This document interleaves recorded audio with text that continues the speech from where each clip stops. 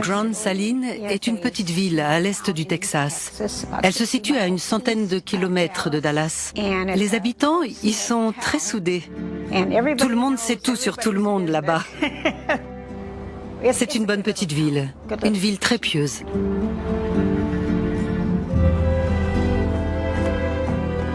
On a emménagé au Texas avec nos 3 plus jeunes enfants. Ils ont terminé le lycée et sont partis à l'université. On avait le syndrome du nid vide, alors on a pensé à devenir une famille d'accueil. Mon mari y tenait beaucoup, comme il avait lui-même été placé quand il était petit. Lisa et sa fratrie étaient les premiers enfants qu'on a accueillis. Ils avaient été maltraités et délaissés. On les a adoptés tous les 5. Lisa avait 6 ans quand on l'a adoptée. C'était une petite fille adorable. Elle était réservée, mais elle gloussait tout le temps. Elle riait beaucoup. Lisa et moi étions très proches. Quand elle était plus jeune, on discutait souvent, rien que toutes les deux. J'avais l'impression de connaître Lisa par cœur. Au lycée, elle faisait partie des Pom-Pom Girls. Elle s'occupait de l'album du lycée, du journal scolaire, et elle jouait dans la fanfare. Alors elle était très occupée. Elle ne sortait avec personne au lycée. Ce qui intéressait surtout Lisa, c'était l'école.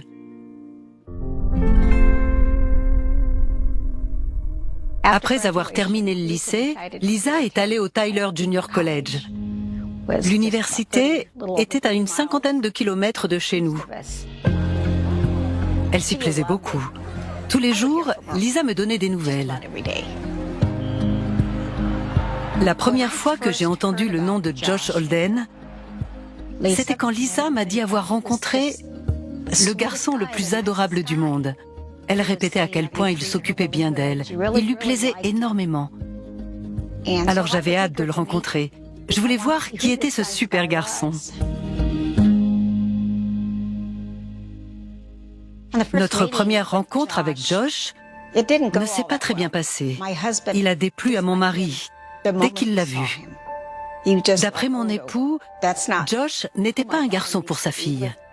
Ce n'était pas le garçon adorable que Lisa nous avait très souvent décrit. Il était arrogant. Et quelque chose chez ce garçon me donnait vraiment la chair de poule. On n'a jamais pu dire à Lisa ce qu'on pensait de Josh, parce qu'après cette première rencontre, ils étaient toujours tous les deux ensemble.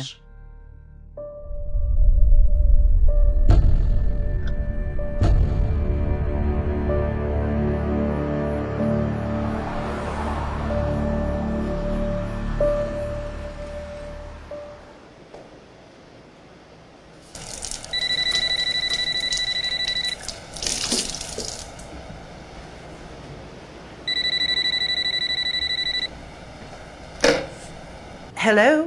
Mom? Hey! Oh, it's good to hear from you. How you doing? I'm good. How are you? I'm doing great. It's been a while. What you up to? Yeah, Josh and I were just fixing up the house.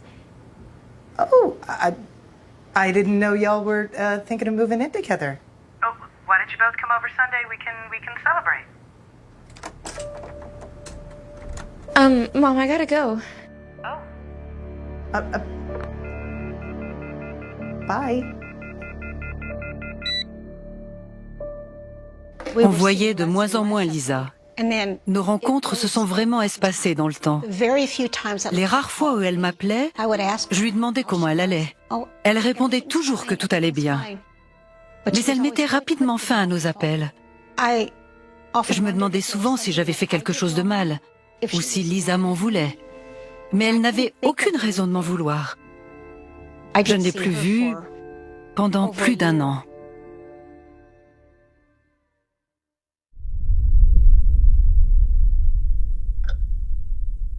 Et un jour, elle a appelé pour me dire qu'elle était enceinte.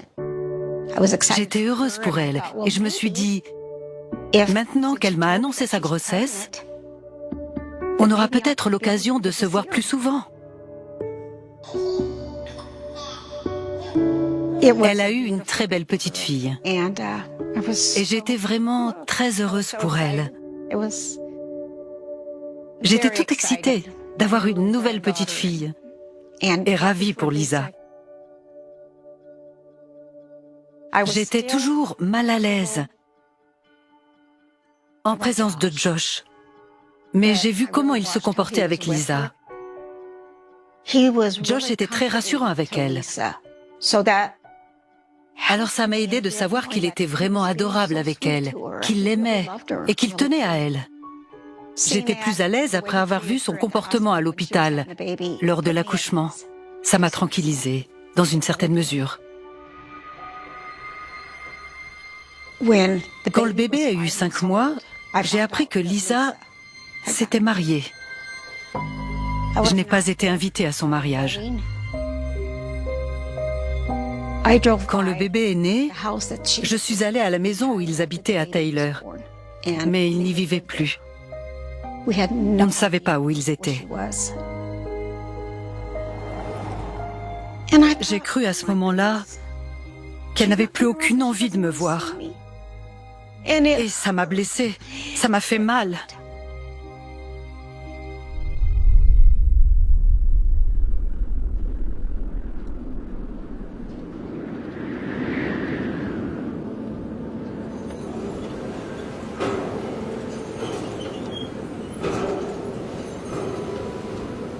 Ils ont acheté une maison qui se trouvait à Ben Wheeler. Ben Wheeler est une petite localité qui n'est pas intégrée au comté. Elle est isolée et loin de la ville la plus proche. Les rares maisons sont éloignées les unes des autres. Quand ils ont emménagé là-bas, ils avaient un véhicule et pas de téléphone fixe. Ils étaient complètement isolés. Je ne sais pas ce qui s'est passé après ça. Je n'ai plus eu de nouvelles pendant 5 ans.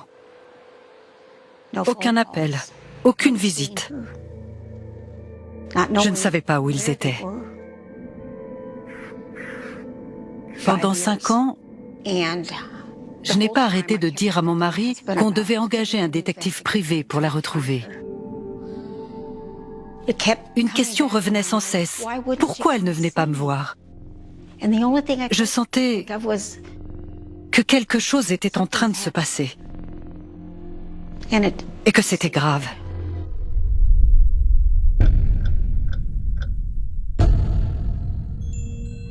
Je n'avais pas vu Lisa et sa fille depuis 5 ans. Et un jour, je suis allée faire mes courses et je les ai vues toutes les deux. Son premier enfant avait environ 5 ans et il y avait 2 autres petites filles à côté. Je savais que c'était ses enfants parce que la deuxième ressemblait comme 2 gouttes d'eau à leur mère. J'ai pris Lisa dans mes bras et je lui ai demandé comment elle allait. Tout allait bien d'après elle. Lisa faisait comme si elle était très en retard. Quand je suis partie, sa fille aînée a demandé qui j'étais. Et Lisa a dit « C'est ta grand-mère ». Et ça m'a brisée. J'avais manqué tellement de choses. Je ne savais même pas qu'elle avait eu d'autres enfants. J'ignorais qu'elle avait 2 autres petites filles. Lisa avait l'air bien quand je l'ai aperçue, mais je ne l'ai pas observée attentivement. J'ai regardé son visage et j'ai vu ses filles. Mais si j'avais su à l'époque ce que je sais maintenant, je l'aurais observée beaucoup plus attentivement.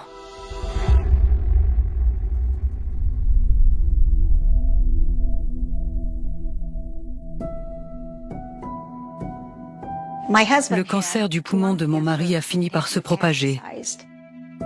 Il est décédé à la fin du mois d'août 2011. Après l'enterrement, on a fait un pot à la maison et quelqu'un a toqué à la porte. C'était Lisa, en tenue de travail. Elle avait un emploi dans une maison de retraite. Lisa pleurait. Elle m'a prise dans ses bras et elle m'a saluée. Hey, Mom. Hey.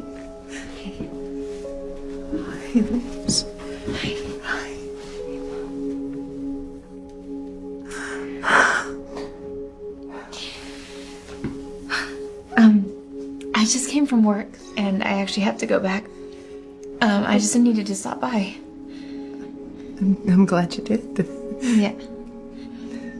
I wish I could stay. I'm so sorry. He loved you so much.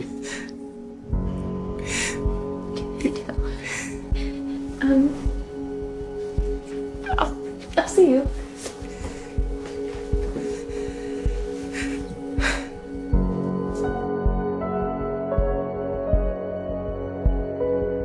Je me demandais où on en était dans notre relation. Je l'aimais toujours. C'était toujours ma fille, peu importe les circonstances. Mais je ne savais pas ce qu'elle ressentait.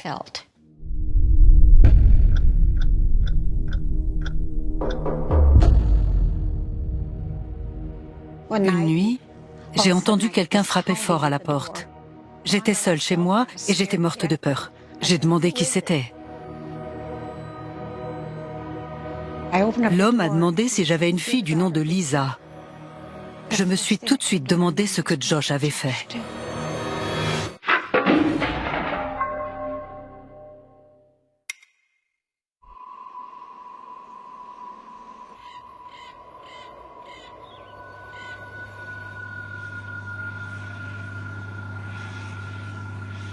La plupart des habitants de Ben Wheeler ont des terres. Lisa et Josh n'avaient pas de voisins pour entendre ce qu'il se passait chez eux. Personne n'a jamais appelé la police. Je pense que Josh a voulu emménager dans un lieu aussi reculé pour éloigner Lisa de sa famille. Il voulait habiter à Ben Wheeler pour isoler sa femme le plus possible des autres. I'll be going. How about... Can I tell you what you should do? Yes. Watch this. Okay.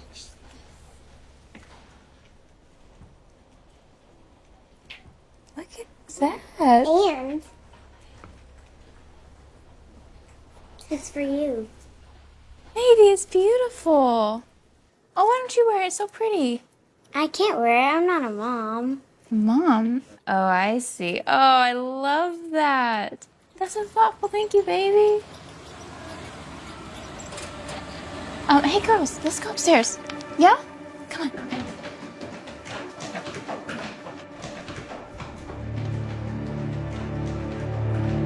It's okay.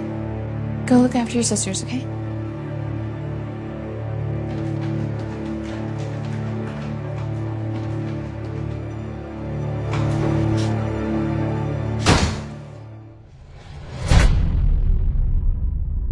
Let's go. No! John, please don't do this. No! La maltraitance a évolué progressivement dans leur foyer. Elle a duré une dizaine d'années. Il l'a amadoué. Josh était charmant. Il était poli. Il lui a sans doute offert des cadeaux et l'a invité à sortir. Il a fait toutes ces jolies choses que Lisa attendait d'un homme. Mais ensuite, le temps a passé et Josh a montré son vrai visage. Il a sûrement commencé par insulter Lisa et la rabaisser. Elle n'était pas assez bien et elle ne l'aurait jamais été pour lui. Josh l'a manipulée à tel point que Lisa n'avait plus d'estime d'elle-même et qu'elle avait l'impression d'être une moins que rien. Et il a fini par devenir violent avec elle. Elle a perdu foi en l'avenir, mais elle aimait Josh. Ça a empiré après la naissance des enfants. Lisa voulait certainement que son couple fonctionne pour elle et pour ses filles.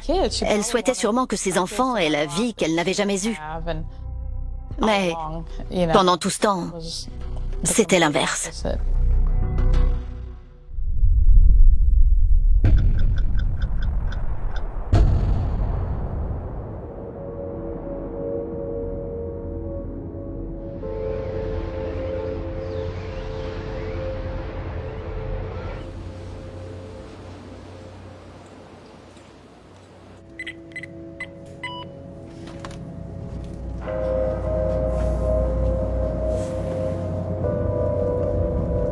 Get the girl ready for school. Hey, I said get the girl ready for school. Now. Let's go. Leur fille aînée devait aller à l'école. Et Lisa ne s'en occupait pas assez vite au goût de Josh. Come on, let's go. Oh, no, I forget. Hey, what are you? I said, get the girl ready for school now. Huh? What are you doing? What's wrong with you?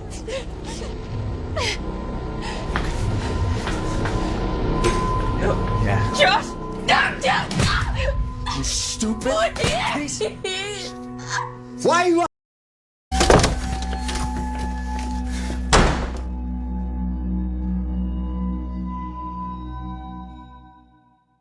Josh a dit qu'il allait déposer l'aîné à l'école et qu'il la tuerait en rentrant.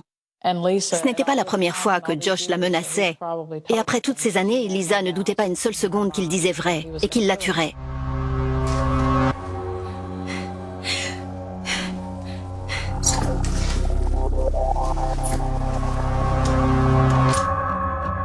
Josh est parti en colère, alors il a oublié d'enfermer Lisa dans la pièce. Et grâce à ça, elle a pu s'enfuir. Go. Come on, baby, go, go, go. I need you to go take your sister down the stairs.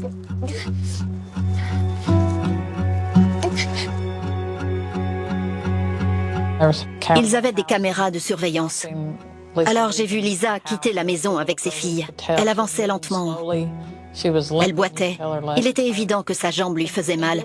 Josh l'a frappée avec beaucoup d'acharnement à la jambe et à la tête. Elle savait qu'il comptait vraiment la tuer.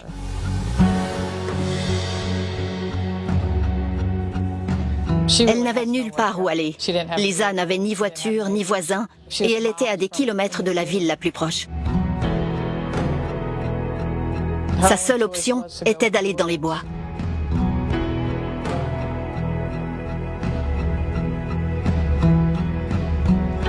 Lisa a pris ses deux petites filles et elle leur a demandé de rester silencieuses pour ne pas que Josh les retrouve.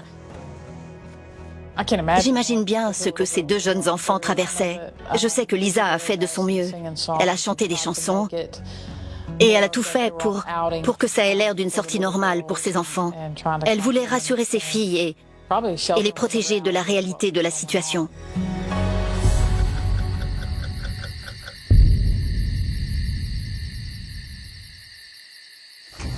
Come on. It's okay. Mommy's okay. Come on. Keep going. Keep going, baby. Come on. Keep going. Lisa! Daddy? Carrie? Lisa! When I find you, I am gonna kill you! You hear me? Lisa! Lisa entendait Josh qui la cherchait. Alors elle s'accroupissait et elle se cachait toujours plus profondément dans les bois. Mommy, what are we doing? We're just playing a game, okay? Just a little adventure, all right?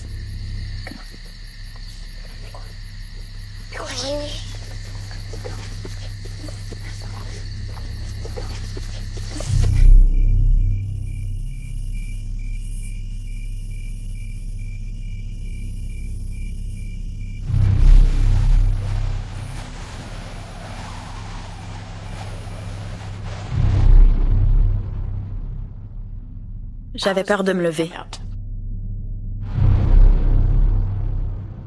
J'avais peur qu'il me voie si je me levais et qu'il me tue. Physiquement, je pouvais à peine bouger et psychologiquement, j'étais une épave. Si j'avais la force d'avancer, c'était grâce à Dieu et à mes filles.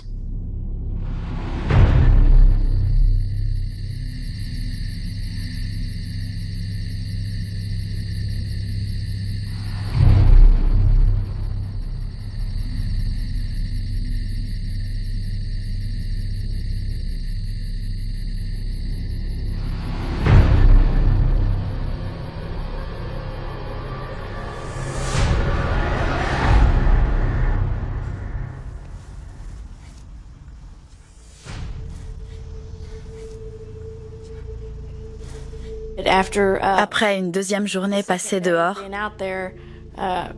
il a fallu chercher de l'aide. On est retourné en arrière sur la route.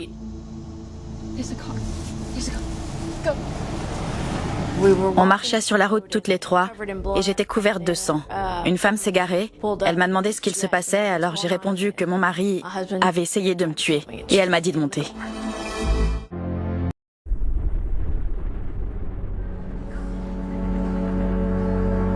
Je suis allée à Tyler et je me suis rendue à l'hôpital.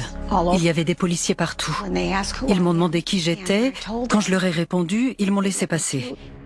Mais j'ai été arrêtée avant d'entrer dans sa chambre parce que Lisa était dans un très mauvais état. Elle avait fui Josh, elle avait été battue et elle était pas belle à voir. Les policiers disaient qu'elle était restée dans les bois avec ses 2 plus jeunes filles pendant 2 nuits et 3 jours. J'étais dans mon lit d'hôpital et elle est entrée dans ma chambre. C'était comme voir un ange. Je l'avais pas vue depuis très longtemps, alors ça m'a apporté un peu de tranquillité de la voir parce que je savais que j'étais plus seule. Ma mère était là.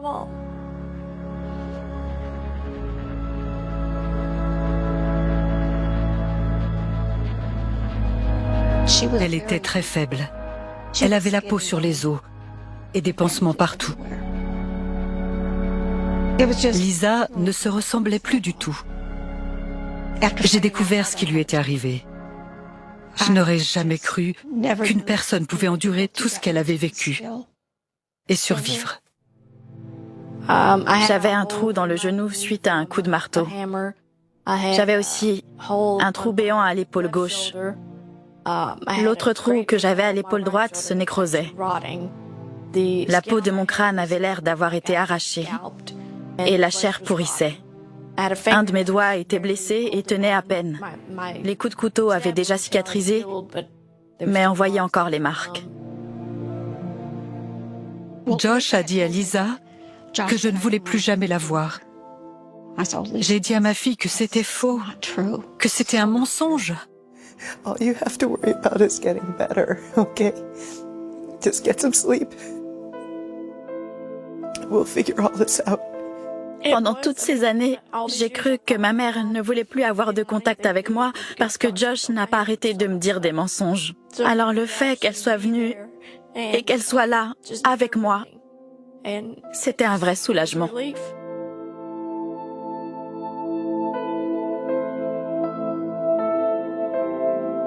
C'était comme si on n'avait pas été séparés. C'était comme avant ma rencontre avec Josh. Notre relation a repris naturellement. J'étais si heureuse qu'elle demande à me voir. Ça voulait dire qu'elle n'était pas en colère contre moi. Et qu'elle voulait voir sa mère autant que je voulais voir ma fille. Elle voulait vraiment de moi. Et je ne peux pas expliquer ce que ça m'a fait. Je n'aurais échangé ma place pour rien au monde.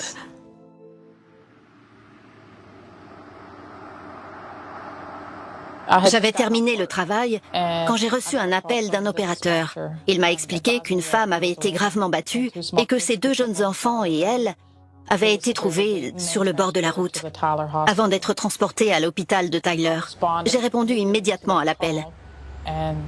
Quand je suis arrivée sur place, les services de protection de l'enfance avaient déjà été avertis par la police. Les 2 filles étaient parties avec eux à ce moment-là. Elles étaient en sécurité. L'hôpital a été fermé. Durant toutes mes années de service, je n'ai jamais entendu parler de ça. Le personnel de l'hôpital avait tellement peur de ce que Josh pourrait faire, après avoir vu les blessures de Lisa et appris ce qui lui était arrivé, qu'il a refusé de laisser entrer quiconque ne faisait pas partie de l'hôpital ou des services de police. Miss Holden? My name's Christine Holt. I'm an investigator with the Van Zandt County Sheriff's Office. I know you've been through a lot. But I'm going to need to ask you some questions, if you're up to it. J'étais surprise qu'elle ait survécu à tout ça, mais aussi qu'elle réussisse aussi bien à parler. C'était comme si Elle avait l'énergie du désespoir. Il fallait qu'elle raconte son histoire et qu'elle trouve de l'aide. Toutes ces choses qu'elle avait gardées au fond d'elle durant toutes ces années, elle les a révélées à ce moment-là. Lisa nous a raconté ce qui s'était passé, tout ce qu'elle avait subi et pendant combien de temps. Même moi qui suis habituée, j'avais du mal à concevoir ce qu'il lui avait fait. Tout ce que Lisa a enduré, c'était difficile à croire. Je n'avais jamais vu de blessure comme celle-là. Je voyais ses plaies, j'écoutais son histoire et j'essayais de comprendre ce qui était arrivé. Ça faisait beaucoup à digérer. Have you found Joy? No. You have to find him if Joy's with him. Josh a emmené Joy à l'école le jour où sa mère a fui. Lisa a été très inquiète à ce sujet car sa fille aînée était toujours avec son père. Les forces de l'ordre étaient aussi préoccupées que Lisa. Il était urgent pour la police d'appréhender Josh et de retrouver sa fille aînée pour la mettre en sécurité.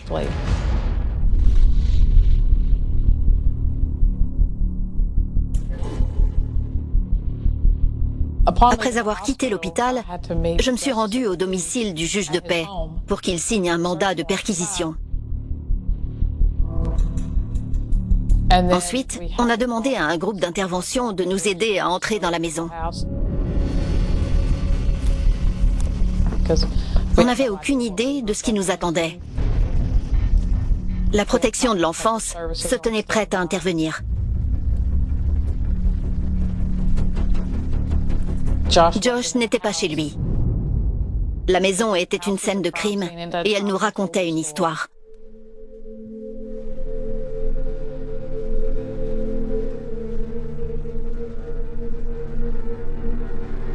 Ça corroborait les dires de Lisa au sujet de la maltraitance.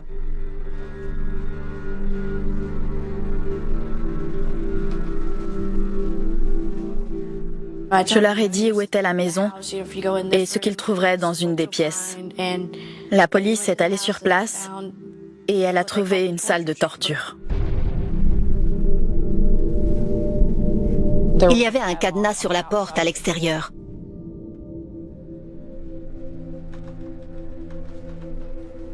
Il y avait des cheveux et du sang sur le câble rigide qui traînait au sol.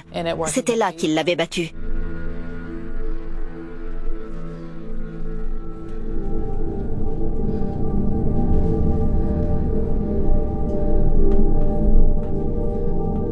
Ils ont trouvé du sang sur les murs, de la matière cérébrale sur les murs et aussi sur une batte de baseball. Ils ont trouvé les armes que je leur avais décrites.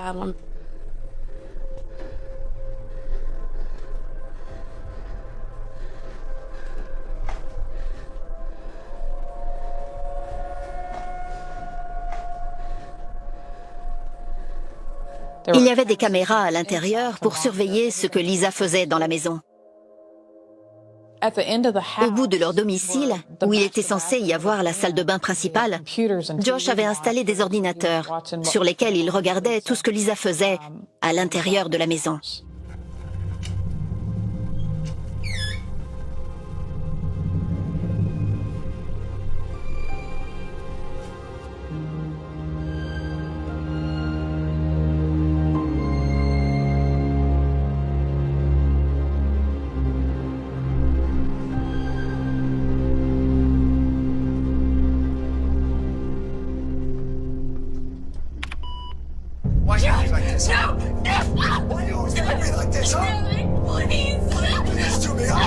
Josh lui faisait des choses horribles, comme lui tirer dans la jambe avec un pistolet à plomb.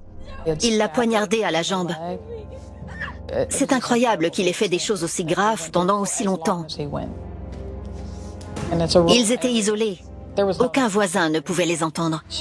Lisa vivait une maltraitance constante et elle était seule avec ses enfants. Josh m'a toujours dit que si j'appelais la police, il trancherait la gorge des filles avant que les autorités n'aient le temps de venir. Et si jamais je m'enfuyais, il me traquerait et nous tuerait, mes filles, ma famille et moi. Je le croyais à cause de ce qu'il m'avait déjà fait. Il était capable d'aller aussi loin.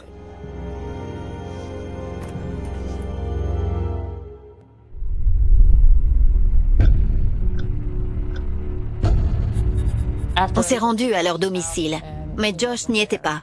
Alors on a immédiatement foncé à l'endroit où il était le plus probable qu'il soit, c'est-à-dire chez son frère. En arrivant, on a toqué à la porte. Sa belle-sœur est venue nous ouvrir et nous a confirmé que Josh était bien là. On a trouvé Josh et sa fille dans l'une des chambres de la maison. Josh ne s'est pas débattu. Il était très arrogant, mais il n'a pas opposé de résistance. Sa fille était saine et sauve. Les ambulanciers l'ont examinée et elle n'était pas blessée. La petite a été confiée à la protection de l'enfance.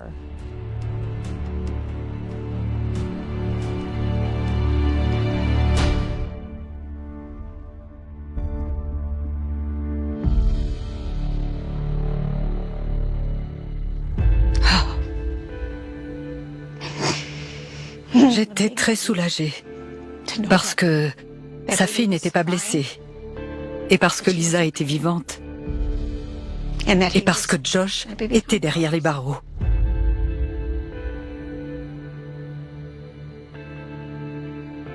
Quand la police m'a annoncé que Josh avait été arrêté, j'ai été soulagée. J'étais enfin en sécurité. Je savais que mes filles allaient bien. Je pouvais enfin respirer, me détendre et me reposer. J'allais bien jusqu'à ce que son frère paye sa caution.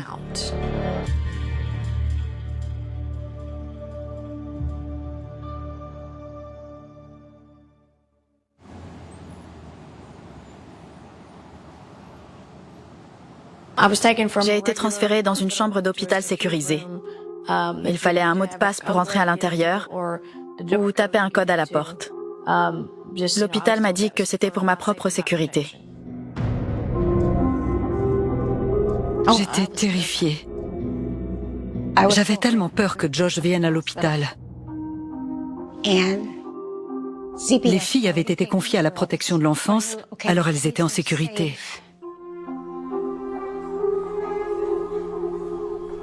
Josh ne pouvait pas savoir où étaient les 3 filles. Mais il pouvait retrouver Lisa.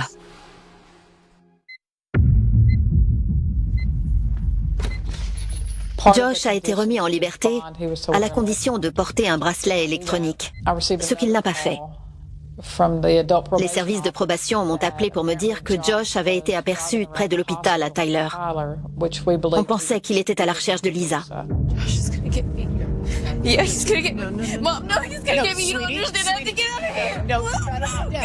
J'étais terrifiée à l'idée qu'il vienne à l'hôpital et qu'il termine ce qu'il avait commencé.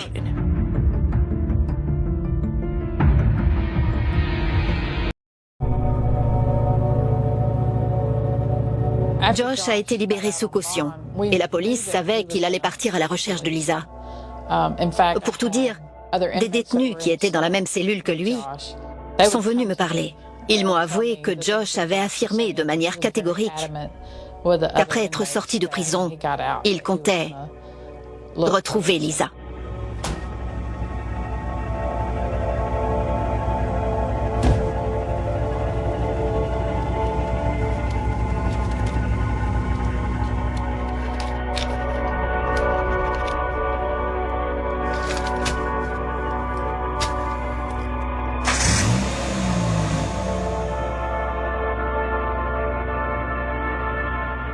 Il n'y a pas beaucoup d'hôpitaux à Tyler.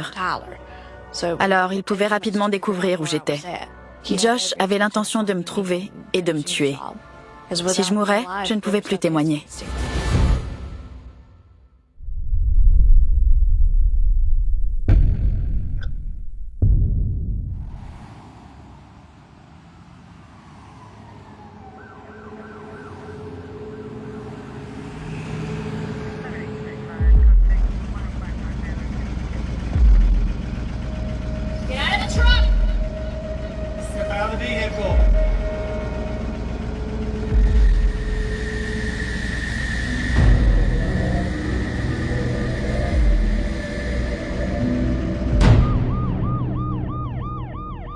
J'étais à l'hôpital en train de réapprendre à marcher quand la police l'a trouvé en train de rôder autour du bâtiment.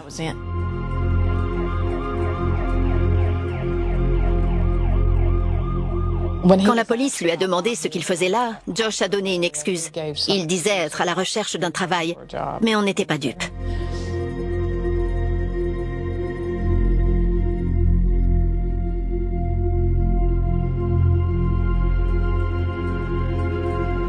Josh est retourné en prison parce qu'il s'est approché de l'hôpital où j'étais. La justice a estimé qu'il avait l'intention de me tuer. Elle a fait passer sa caution à 750 000 $. On allait toujours au tribunal quand Josh passait devant le juge. Et à chaque fois, il regardait Lisa avec un sourire en coin. À chaque fois, il ne regrettait rien. Il n'avait absolument aucun remords. Josh répétait qu'il n'avait rien fait. Il disait que Lisa l'avait provoqué et qu'elle s'était en partie fait ça toute seule. On voulait aller jusqu'au procès. Parce qu'on nous avait dit qu'un homme avait été condamné à la prison à vie et qu'il avait fait moins que Josh. C'est ça qu'on espérait. Mais Lisa avait trop souffert, que ce soit physiquement ou psychologiquement. Elle n'était pas capable de lui faire face pendant aussi longtemps. Lisa avait un long chemin à parcourir avant de guérir et de se remettre de tout ça.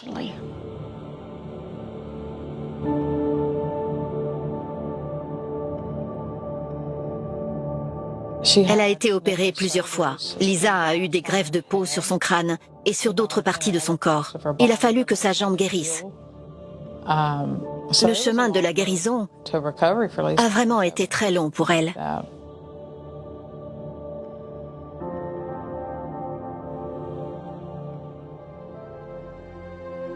Je ne voulais pas aller jusqu'au procès parce que je pensais ne pas être assez forte. Alors le procureur m'a proposé de lui infliger une peine de 30 ans et j'ai refusé, parce que la plus jeune de mes filles n'était pas encore adulte. Le procureur est retourné voir Josh pour négocier une peine de 40 ans. Josh a refusé tant que le procureur ne l'inculpait pas d'autres chefs d'accusation. Mais il a fini par plaider coupable et a accepté les 40 ans. J'ai été autorisée à faire une déclaration en tant que victime. Alors j'ai parlé et j'ai dit à Josh tout ce que je pensais de lui.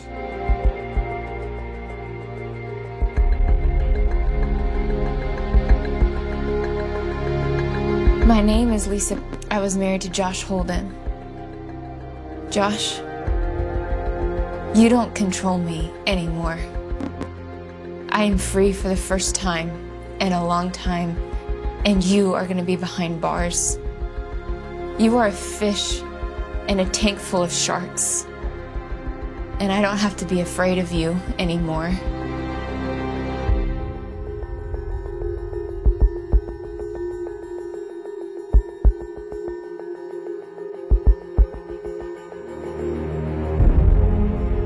Josh est derrière les barreaux.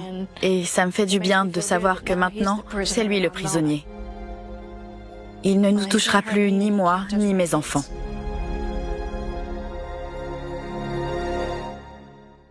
Physiquement, je crois que la guérison a dû prendre quelques mois. Mais sur le plan psychologique, je ne crois pas m'être remise entièrement de ce que j'ai subi. Ça va mieux de jour en jour, mais c'est le genre de traumatisme qui vous suit toute une vie. Je désirais plus que tout que Lisa retrouve ses enfants. Tout ce que je voulais, c'était qu'elle aille mieux. Mais je n'ai pas réalisé la profondeur de ses blessures, surtout sur le plan psychique.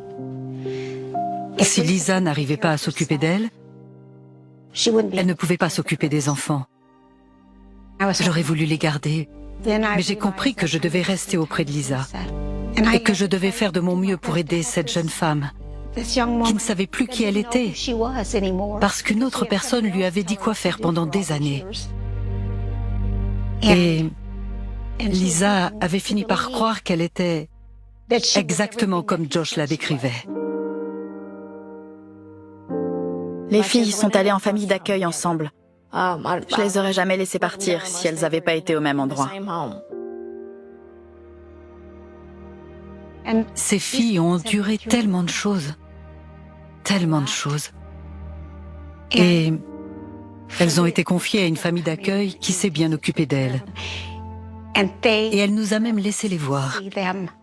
Elle laisse les familles rester en contact. Et même si je voulais être leur mère, j'aurais pas pu leur offrir la vie qu'elles méritaient et que j'aurais voulu pour elles. J'ai tellement prié. J'ai prié, j'en ai parlé à mes proches. Et finalement, j'ai senti que le mieux pour elles, c'était d'être adoptées par leur famille d'accueil. C'est la décision la plus difficile que j'ai prise, mais elles sont heureuses et en bonne santé. Elles ont une super vie. Je fais toujours partie de leur vie et ce couple est génial avec elles. Même si ce choix me hante et me fait souffrir très fort, je ne regrette pas ma décision.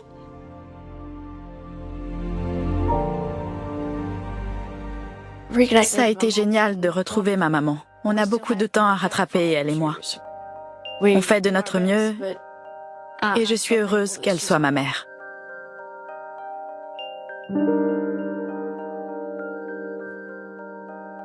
Lisa a enduré tellement de choses. Je suis surprise qu'elle ait survécu à tout ce qu'elle a subi, mais elle l'a fait. Ma Lisa est revenue. Je suis très fière d'elle.